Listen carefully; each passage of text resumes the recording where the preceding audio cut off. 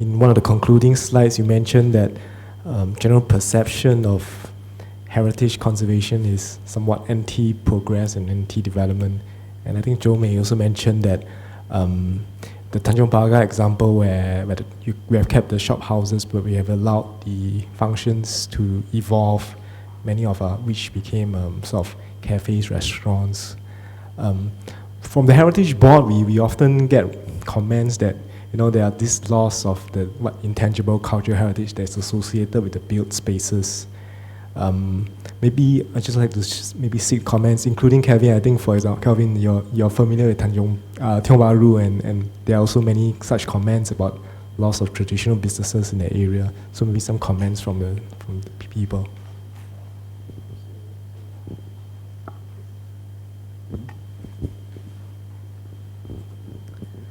I think for us, it's always a question of balance. And to some extent, I think it's more important that we allow the buildings to continue to be relevant and useful so that they continue to contribute to the precinct and be part of the everyday life. To some extent, it's nice to keep the traditional traits, but I don't know how much of it we can keep in relation to the stock of conservation buildings that we would want to keep. I think as we progress, it's probably not very realistic to expect, for example, the whole Tanjong Pagar, for example, to still retain the traditional traits of the past. Of course, then it's a question of, how much can we keep? Yeah. And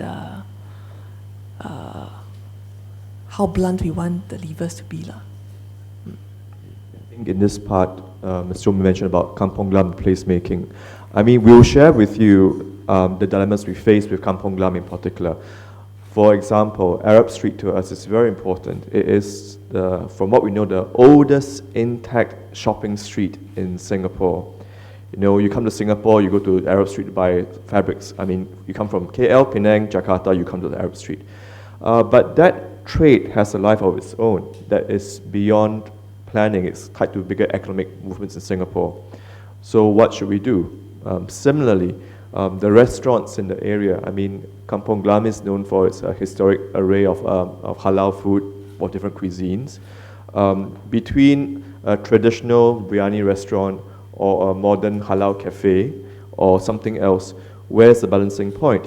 But because we don't know the right balancing point, but we know that there's a point somewhere, we are now working with the community to start discussing what is the position that we should take for this area and what are the planning tools we could collaborate with to come up, because the local people know the area best. As the experts, we will have to think of the tools to help their dreams come true as far as possible, but I think we need to recognize that we can't always have the perfect solution. But that's work in progress, Kampong Glam, with the community.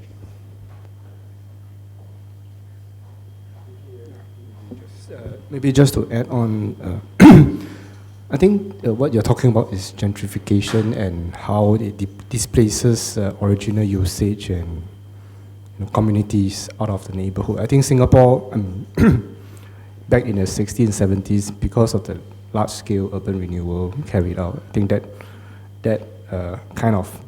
the communities kind of were displaced from the traditional neighborhood already, and what you're left with is a big the shells of the heritage buildings. So that content you can't really forcibly bring it back.